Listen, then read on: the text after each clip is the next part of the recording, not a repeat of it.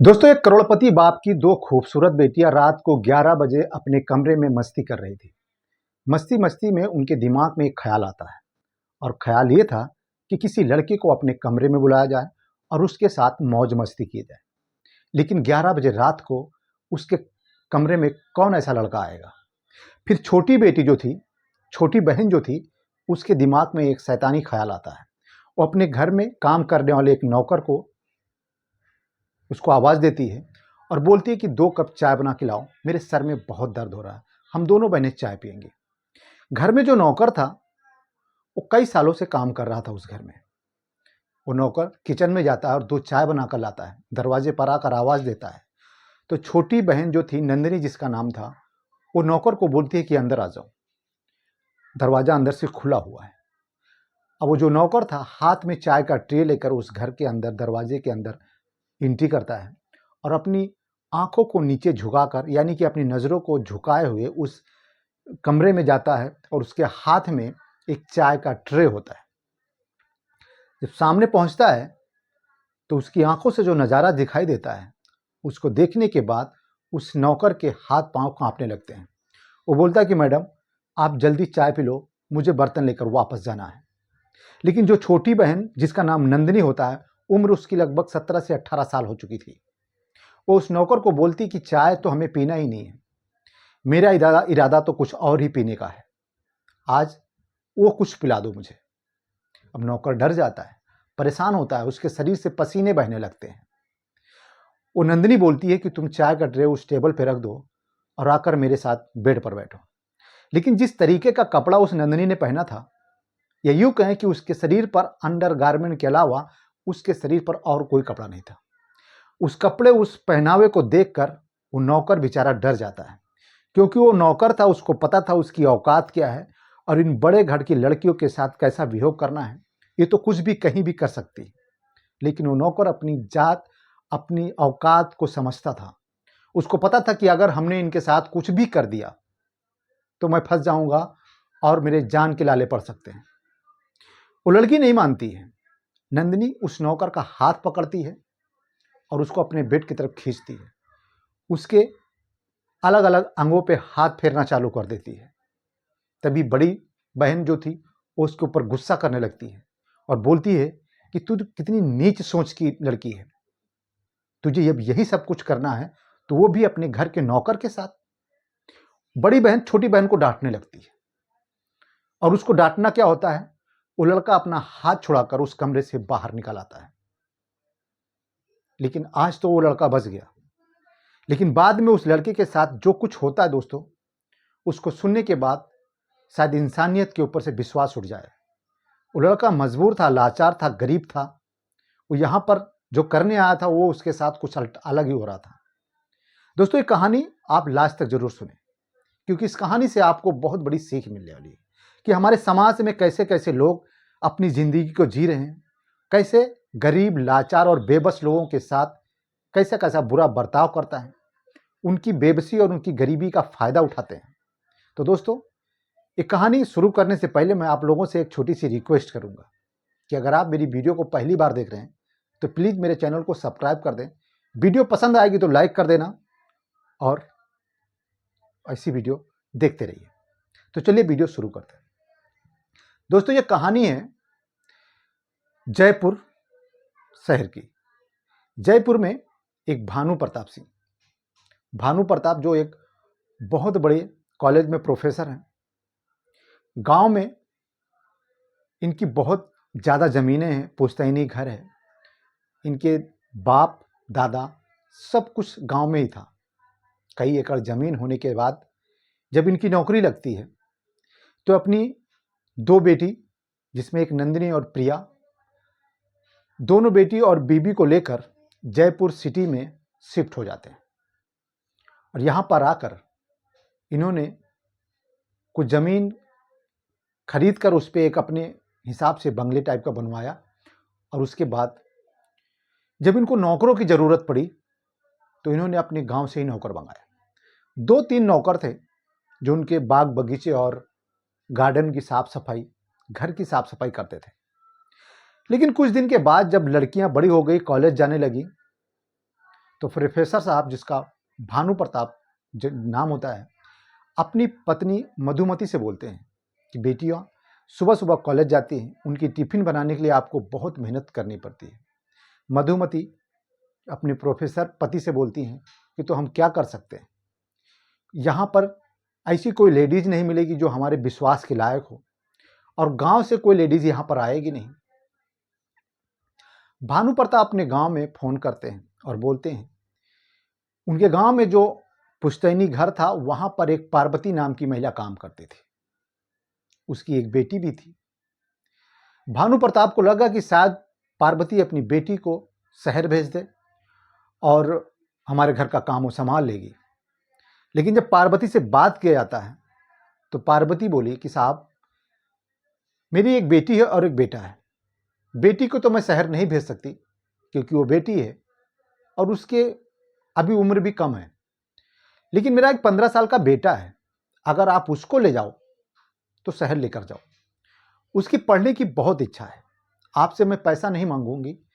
मेरा बेटा जो आपके पास काम करेगा उसकी मैं कोई भी कीमत नहीं मांगूंगी, लेकिन मेरा एक रिक्वेस्ट है कि आप मेरे बेटे को, अगर आपसे हो सकेगा तो इसको कहीं प्राइवेट या सरकारी स्कूल में इसका दाखिला करवा देना और इसकी पढ़ाई चालू करवा देना।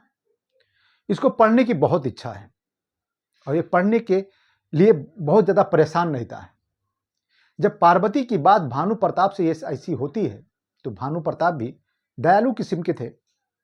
उस लड़के जिसकी उम्र 15 साल थी, नाम उसका दिलीप होता है, दिलीप को जयपुर बुला लेते हैं और अपने घर में उसके किचन साफ सफाई और घर की साफ सफाई में उसका हाथ बटाने को बोलते हैं। दिलीप एक सुलझा और समझदार लड़का था, बहुत ही सच्चा दिल का था।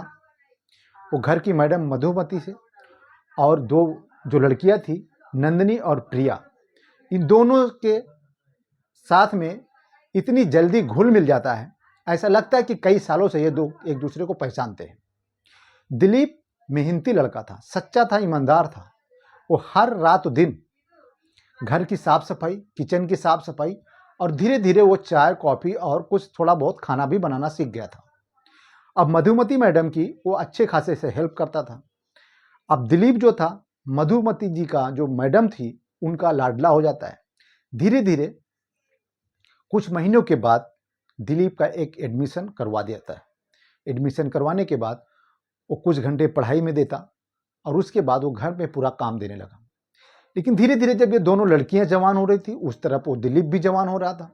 ये दिलीप भी लगभग 22 साल का हो गया, उधर नंदिनी 18 साल की और उसकी बड़ी बहन जो 22-23 साल की हो चुकी थी। अब ये दो लड़कियां और एक लड़का एक ही छत के अंदर नीचे, और वो भी एक ऐसे घर में जहां पर न माँ न बाप, पूरा पूरा दिन ये लोग अपनी अपनी ड्यूटी जॉब पे रहते थे और ये दो बेटियां और एक नौकर, जवान नौकर के साथ में छोड़कर ये लोग अपनी अपनी ड्यूटी करते थे। और यही वजह था उन दोनों लड़कियों के दिमाग में न जाने कैसे कैसे गंदे गंदे ख्याल आते थे। वो दिन भर पढ़ाई करती, कॉलेज में मटरगश्ती करती, पैसे की कोई कमी थी नहीं, माँ बाप से जितना मांगो जब मांगो वो मिल जाता था। और यही वजह था कि छोटी बेटी कुछ ज़्यादा ही बिगड़ गई। कुछ दिन के बाद छोटी बेटी को किसी हमसफ़र की तलाश होने लगी और वो हमसफ़र उस दिलीप के अंदर देखना चालू कर देती है। उसको लगता है कि बाहर किसी के साथ मैं प्रेम प्रसंग करूंगी तो शायद किसी को पता चले, बदनामी होगी, और जब घर में इतना हैंडसम और सच्चा और समझदार लड़का है तो क्यों ना मैं इसके साथ ही रंगरलियां मनाऊं। एक रात 11 बजे ये दोनों बहनें अपनी अपनी पढ़ाई पूरी करती, अपनी कॉलेज का काम पूरा करती हैं और उसके बाद रात को इनके दिमाग में न जाने कौन से ख्याल आते हैं। अपने घर के नौकर दिलीप को अपने चाय लाने को बोलती हैं और चाय जब लेकर आता है तो उस रात दिलीप समझ चुका था, इन दोनों लड़कियों की फितरत पहले से वो जानता था। उनको पता था कि ये दोनों लड़कियां सच में पागल हैं, न जाने कैसे कैसे इशारे करती हैं और मैं एक नौकर हूं, मुझे अपनी औकात पता है, मैं सिर्फ यहाँ पे पढ़ाई और काम करने आया हूँ। माँ बाप इतने अच्छे हैं, उनकी देखभाल करने के बजाय ये लोग ऐसी मटरगश्ती करती हैं। दिलीप अपने सेठ और सेठानी को, यानी मालिक और मालकिन को एकदम अपने माँ बाप जैसी इज्जत देता था और इधर ये दोनों बेटियां दिलीप के ऊपर ऐसी गंदी नजर रखती थी। लेकिन बड़ी बेटी जो थी वो कुछ दिन के बाद समझ जाती है कि ये हमारे घर का नौकर है और ये हमारे गांव का है। इसके साथ हमने अगर कुछ किया या ऐसा कुछ कहा तो ये अगर गांव में कुछ बोल देगा तो हमारी बहुत बदनामी होगी, हमारे बाप की बदनामी होगी। लेकिन छोटी बेटी जो नंदिनी थी उसकी हरकतें कम नहीं होती। रात को जब वो चाय लेकर 11 बजे रात को उस कमरे में आता है तो दिलीप अपनी नजरों को नीचे झुकाकर उस ट्रे को पकड़ कर आया था। उसको पता था कि ये लोग अपने कमरे में किस तरीके से लेटती बैठती हैं। इसी वजह से उसने अपनी आंखों को एकदम फर्श पे टिका रखा था और जैसे ही उस ट्रे लेकर आया अंदर और बोला कि मैडम चाय पी लो, तो छोटी बेटी उसको बोलती है, नंदिनी बोलती है कि चाय का ट्रे उधर रख दो, मुझे कुछ और ही पीना है। दिलीप समझ जाता है कि इसकी बातें कहाँ पे लग रही हैं। वो चाय का ट्रे रखता नहीं है। उसके बाद वो नंदिनी अपनी बिस्तर से उठती है जिसके शरीर पर सिर्फ और सिर्फ उसके अंडरगारमेंट थे। ऐसा दृश्य देखने के बाद ऐसा कौन सा मर्द होगा जिसके अंदर के जज्बात नहीं जागेंगे। लेकिन दिलीप बहुत ही सुलझा हुआ लड़का था। वो अपने आप को संभालता है। उसकी शरीर पूरी पसीने से भीग चुकी थी, लेकिन फिर भी वो डरता नहीं है और बोलता है कि मैडम ये सब मेरे साथ मत करो, मैं ऐसा लड़का नहीं हूं, मैं ये सब कुछ नहीं कर पाऊंगा। फिर भी वो नंदिनी उसका हाथ पकड़ती है और उसके अलग अलग बॉडी पार्ट्स को टच करने की कोशिश करती है। वो रोना गिड़गिड़ाने लगता है। तभी बड़ी बहन जो प्रिया थी वो छोटी बेटी बहन को, नंदिनी को गुस्सा करती है और बोलती कि तू क्या कर रही है उसके साथ, वो भी ये करना ही है तो तू अपने घर के नौकर के साथ करेगी, तेरे को शर्म नहीं है। इतना बोलने के बाद जब नंदिनी उसकी प्रिया की बातें सुनने लगती है तभी दिलीप वहां से अपना हाथ छुड़ाकर भाग जाता है। लेकिन नंदिनी को अपनी बेइज्जती महसूस होती है। उसका ईगो हर्ट हो जाता है। उसको लगता है कि दिलीप ने मेरी बेइज्जती की है और उस दिन के बाद वो दिलीप के बिल्कुल पीछे पड़ जाती है। जहां भी देखती, जैसे भी देखती, वो उसको गंदे गंदे इशारे करती और उसको धमकियां देती कि अगर तू मेरे साथ मैं जैसा चाहती हूं वैसा नहीं करेगा तो मैं कुछ भी कर सकती हूं। एक दिन नंदिनी छत पे खड़ी थी। शाम का 7 बज चुका था। मम्मी डैडी अभी तक आए नहीं थे। प्रिया नीचे अपने कमरे में बैठकर पढ़ाई कर रही थी। ऊपर हवा खाने के बहाने नंदिनी छत पे घूम रही थी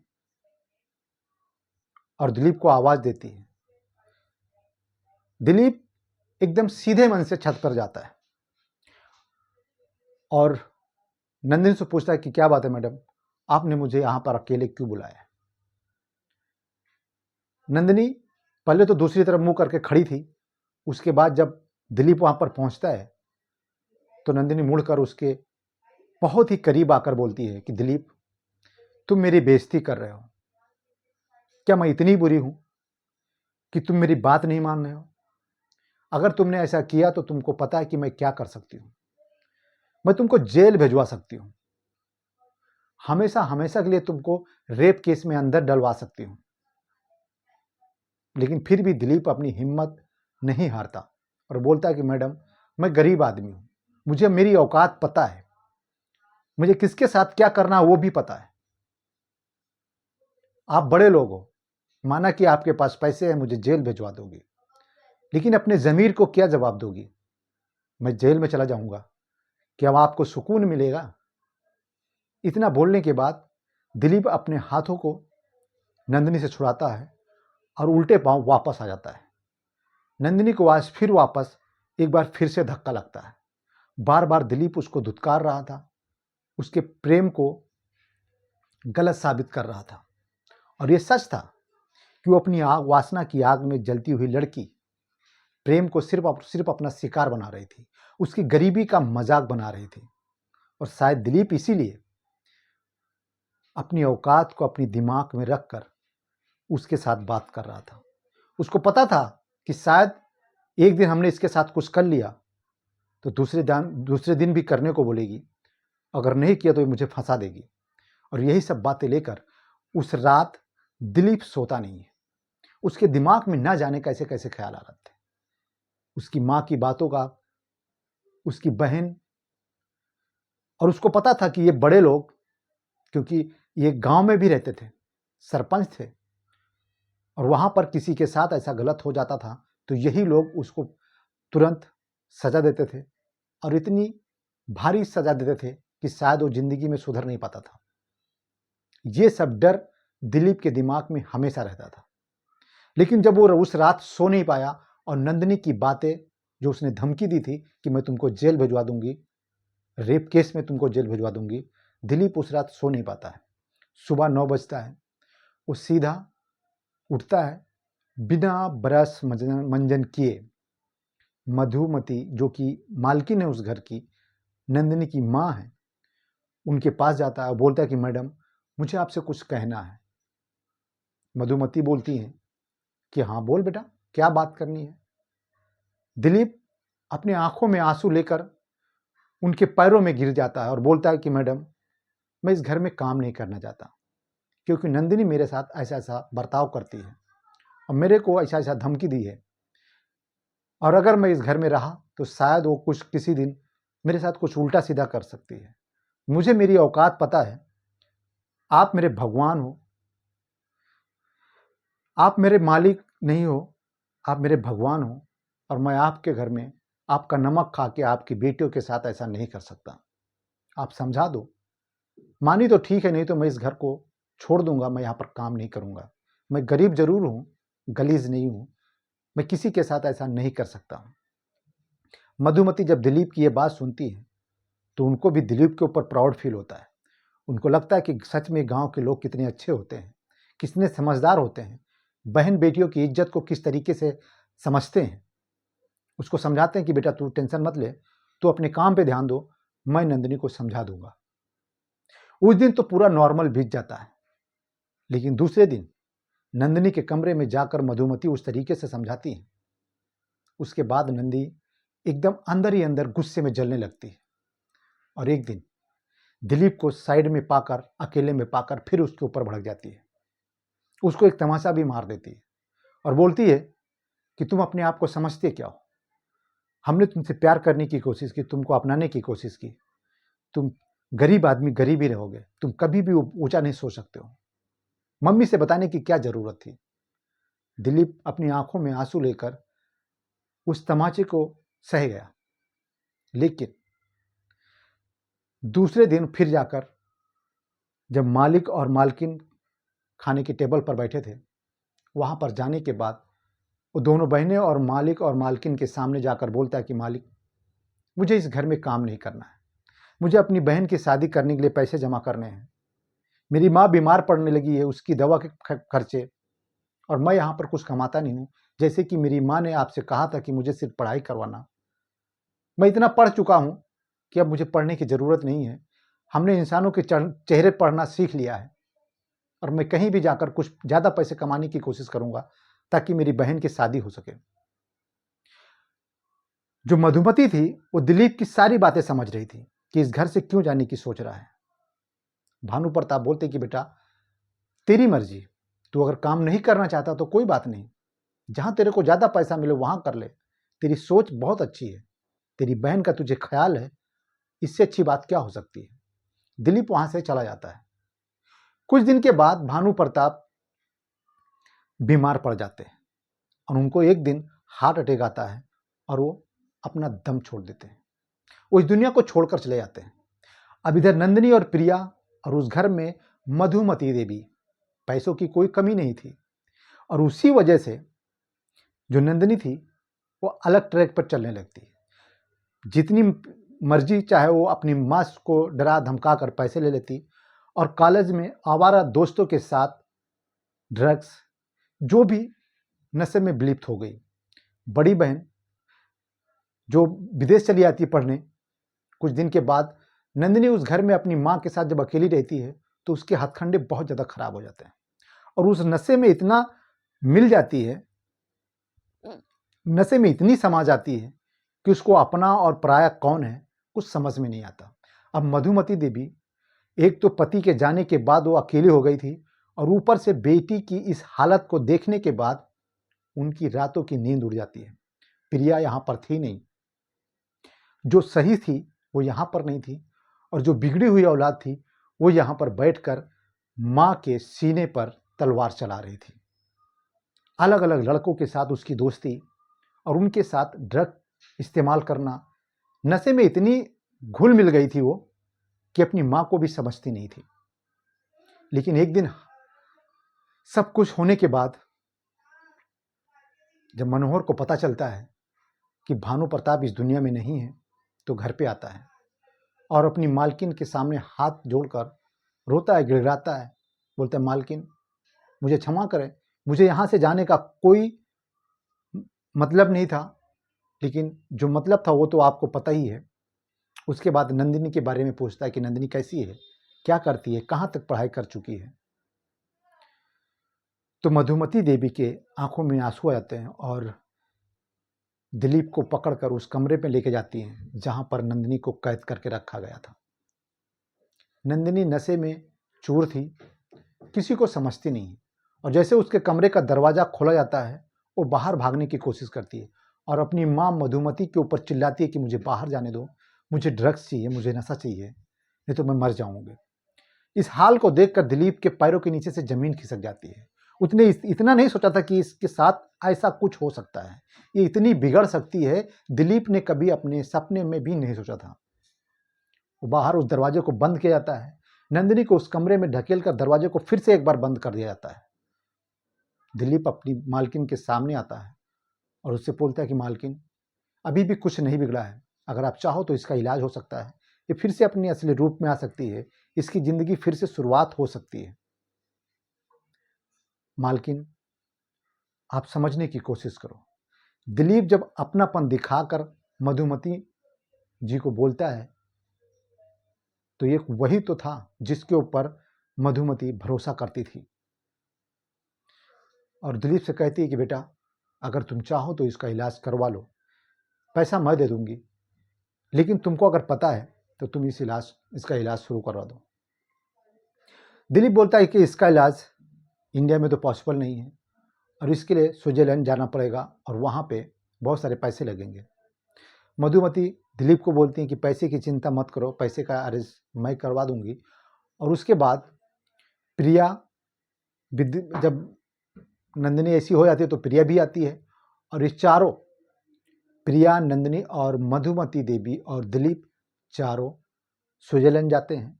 वहाँ पे एक एनजीओ की मदद से इसका इलाज एक अच्छे से हॉस्पिटल में करवाया जाता है।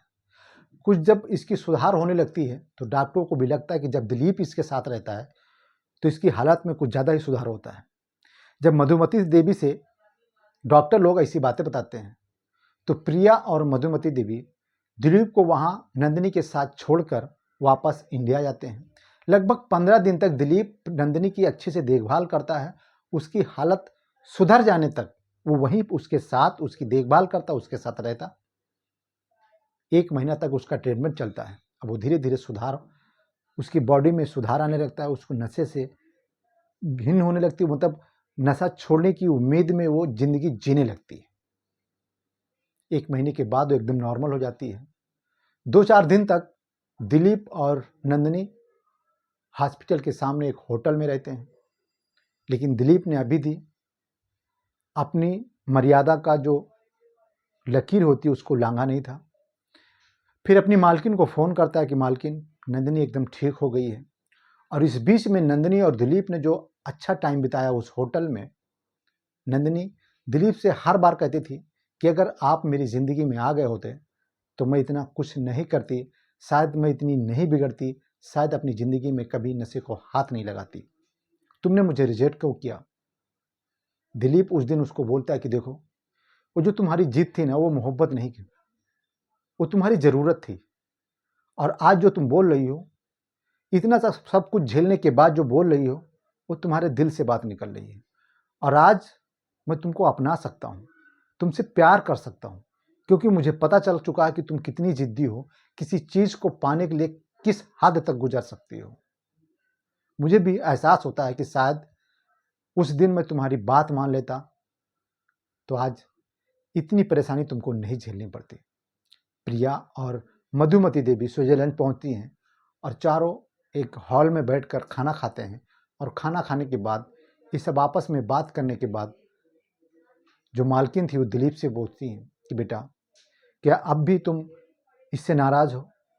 क्या आप भी इसकी बातों को अपने दिमाग में लेकर बैठे हो? दिलीप बोलता है, नहीं मैडम, मैं तो इसको समझ चुका हूँ और शायद ये भी अब मुझको समझ चुकी है।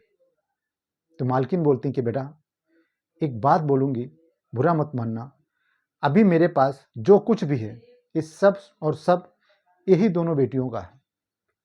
मेरे पास कोई इस चीज़ को संभाल ले, मेरे पास इतने पैसे हैं, इतने खेत पात हैं, गांव में ज़मीन है, यहाँ पे सब कुछ है, इसको संभालने के लिए मेरे पास कोई ईमानदार आदमी नहीं है। क्या तुम नंदिनी से शादी कर सकते हो? क्या तुम इसको अपना सकते हो? क्या इस सब कुछ प्रॉपर्टी को तुम संभाल सकते हो?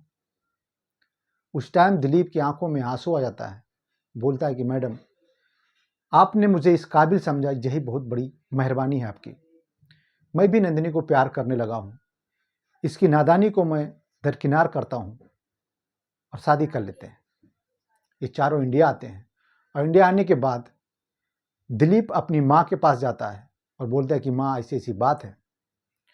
दिलीप की माँ भी समझदार थी, एक सुलझी हुई लड़की थी। वो अपने बेटे दिलीप को बोलते कि बेटा, किसी की जिंदगी को बचाना बहुत ही पुण्य का काम है।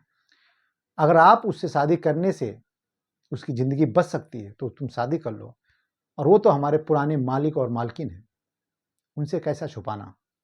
अब दिलीप को जैसे उसका संसार, उसकी दुनिया, सब कुछ अलग ही दिख रहा था। वो शहर जाता है, जयपुर जाता है और वहाँ पे नंदिनी के साथ एकदम सादगी से शादी करता है। ये लोग अब अपनी शादीशुदा ज़िंदगी बहुत ही खुशहाल ज़िंदगी से गुजार रहे हैं। तो दोस्तों, ये स्टोरी कैसी लगी? अगर वीडियो अच्छी लगी तो प्लीज़ वीडियो को लाइक कर दें। चैनल पे नए तो चैनल को सब्सक्राइब करके अपना बेल आइकन जरूर दबा दें।